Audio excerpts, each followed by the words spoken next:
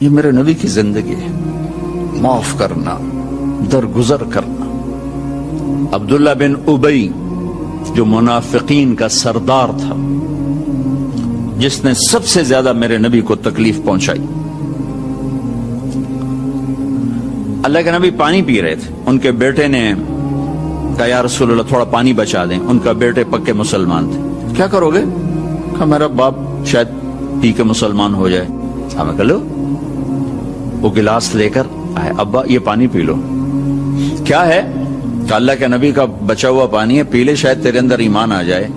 کہنے لگا جاؤ وہاں سے کسی کا پیشاب لے آؤ، میں وہ پی لوں گا، یہ نہیں پیوں گا۔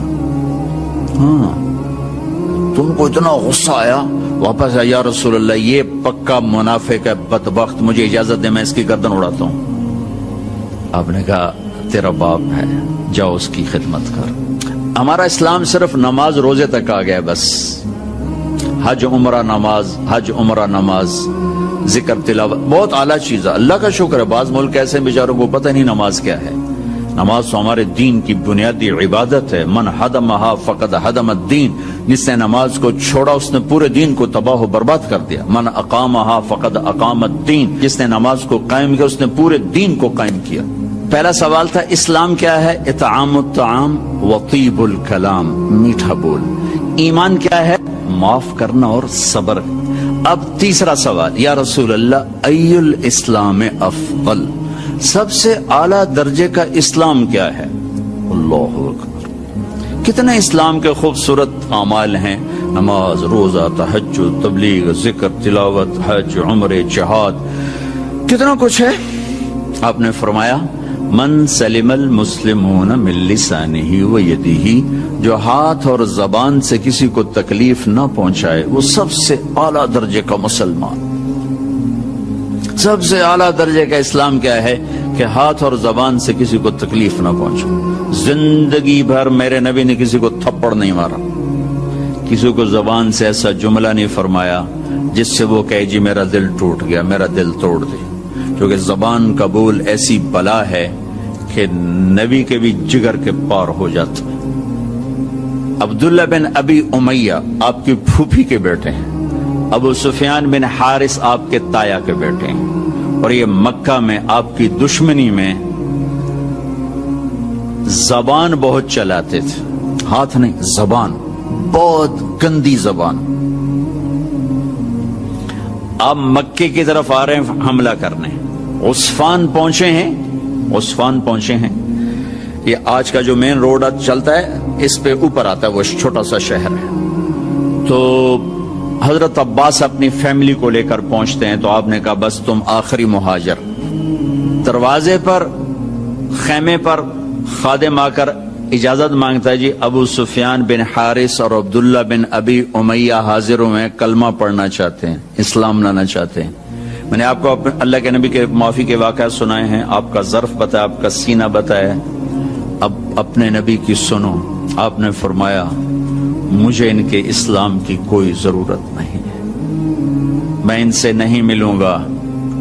ابو سفیان وہ ہے جس نے میرا دل چیر کے رکھ دیا شیر کہہ کے، وہ آپ کی نا برائی میں شیر کہتا تھا۔ اور عبداللہ وہ ہے جس نے حرم میں کھڑے ہو کر مجھے کہا تھا کہ آسمان پہ چڑھ جا اور 4 فرشتوں کو لے کر آ اور ایک پیپر لے کر آ، اس پیپر کے اوپر اللہ کی مہر ہو اور اوپر لکھا ہوا ہو کہ تو اللہ کا نبی ہے۔ وہ 4 فرشتے پیپر کے ساتھ آ کر گواہی دیں، پھر میں سوچوں گا کہ تو نبی ہے کہ نہیں، لیکن میرا خیال ہے میں پھر بھی تمہیں نبی نہیں مانوں گا۔ آپ نے کہا اس کا یہ بول میرے یہاں ہے، میں نہیں انہیں ملنا چاہتا، میں ان کے اسلام کو قبول نہیں کرنا چاہتا۔ تو سناٹا چھا گیا کہ زبان کا گندا بول کہاں تک انسان کو لے جاتا ہے۔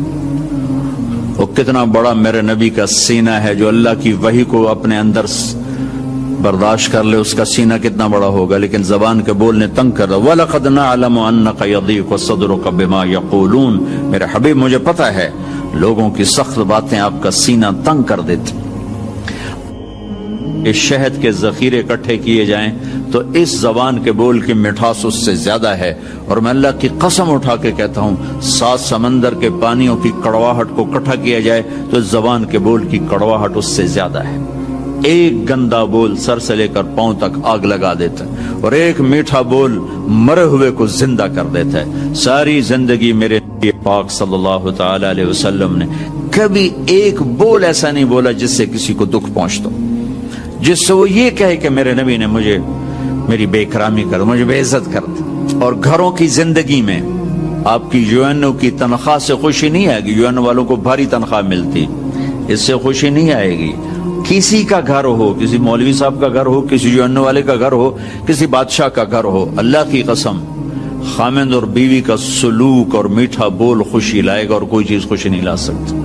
شکل صورت بھی کچھ عرصہ چلتی ہے، پھر اس کی کشش بھی ختم ہو جاتی ہے، جوانی ڈھل جاتی ہے، زندگی مختلف ادوار سے گزرتی ہے.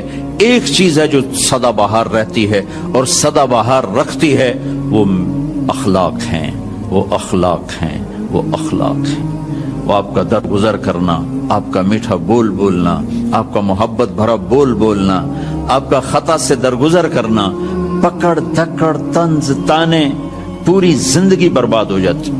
ساری زندگی میرے نبی نے کسی کو تانا نہیں دیا، ساری زندگی طنز نہیں کیا کہ یہ دلوں کو چیر دینے والی چیز.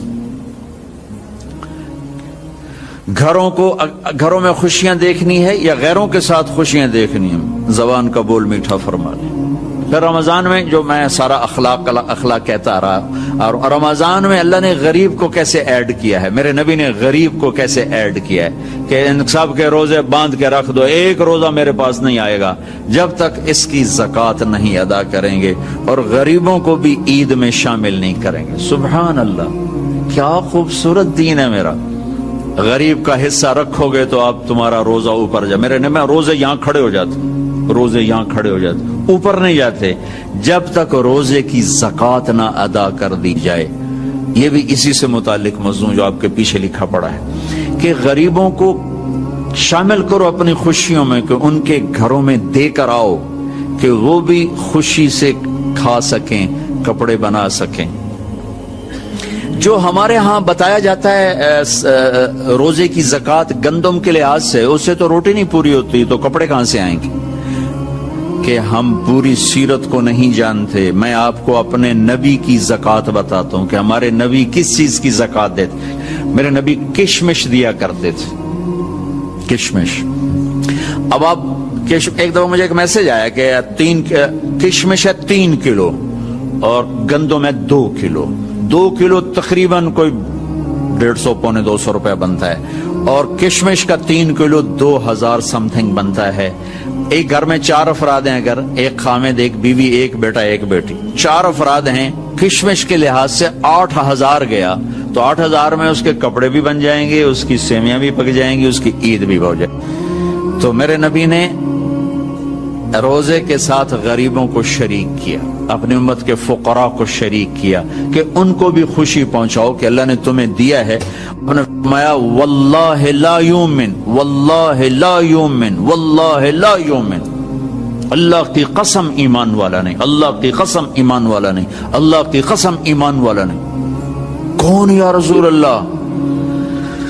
کہ جس کا پڑوسی اس سے تنگ ہو وہ ایمان والا نہیں ہے، جس کا پڑوسی اس سے تنگ ہو وہ ایمان والا ہے. پھر ہم نے کہا واللہ لا یؤمن، اللہ کی قسم ایمان والا نہیں، کہ جو پیٹ بھر کے کھائے اور پڑوسی بھوکا سوئے وہ ایمان والا نہیں ہے.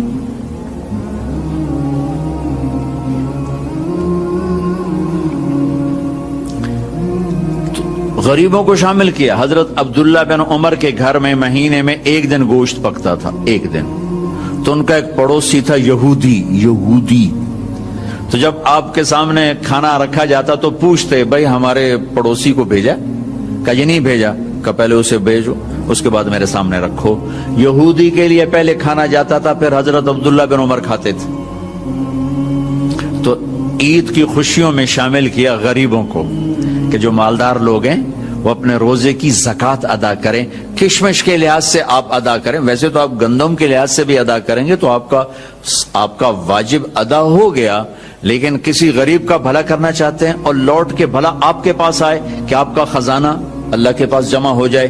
امام زین العابدین کی خدمت میں جب کوئی سائل آتا تو آپ کہتے واہ واہ اللہ تیرا شکر ہے تو نے میرے پاس سواری بھیج دی جو میرا سامان اٹھا کے میرے آخرت کے گھر میں پہنچا دے گی. کیا عجیب تعبیر ہے. اللہ تیرا شکر ہے تو نے میرے پاس سواری بھیج دی جو میرا سامان اٹھا کے میرے آخرت کے گھر میں بھیج دے گی. سائل آپ کی آخرت کی سواری ہے. تو اب سخی بن کے دیں, بخیل بن کے نہ دیں.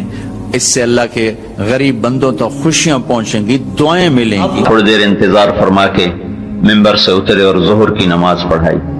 ظہر کے بعد پھر آپ ممبر پر آ گئے اور پھر آپ نے فرمایا کہ میں حاضر ہوں, کسی کی جان, کسی کی مال, کسی کی عزت پر میری طرف سے زیادتی ہوئی ہو تو میں حاضر ہوں. ایک شخص کھڑے ہوئے کہ یا رسول اللہ آپ نے میرے 3 درم دینے ہیں.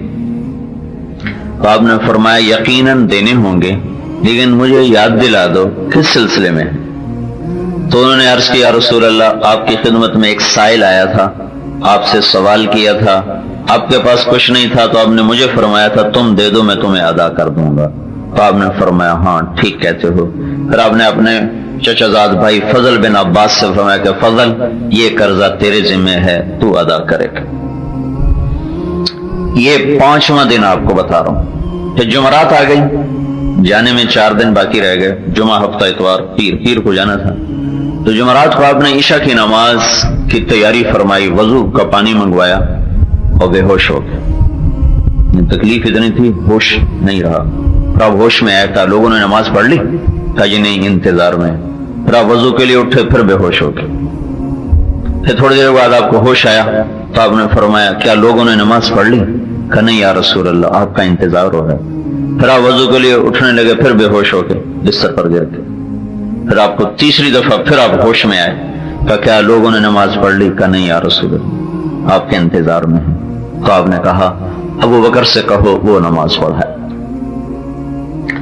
تو ابو بکر رضی اللہ تعالیٰ عنہ پیچھے تھے, عمر رضی اللہ عنہ آگے تھے, پہلی صف میں تھے. تو صحابہ نے سوچا نماز ہی پڑھانی ہے تو انہوں نے عمر کو آگے کر دی. جب عمر کی تکبیر سنائی دی تو اللہ کے نبی اس بیماری میں ایک دم تیزی سے اٹھے اور دروازے پر آ کر کہا عمر کو پیچھے کیا جائے, ابو بکر کو آگے کیا جائے. اس مصلی پہ اللہ ابو بکر کے سوا اور کسی کو دیکھنا نہیں چاہتا. اب اللہ الا ان یکون ابا بکر, ابو بکر کے سوا اللہ یہاں اور کسی کو نہیں دیکھنا چاہتا. تو عمر کو پیچھے کیا گیا, ابو بکر کو آگے کیا گیا. تو حضرت ابو بکر نے عشاء کی نماز, پہلی نماز پڑھائی اللہ کے نبی کی موجودگی میں. پھر جمعہ کی 5 نماز, جمعہ بھی پڑھایا. پھر ہفتہ کی 5 نماز, پھر اتوار کی 5 نماز 15, اور جمعرات کی عشاء 16, اور پیر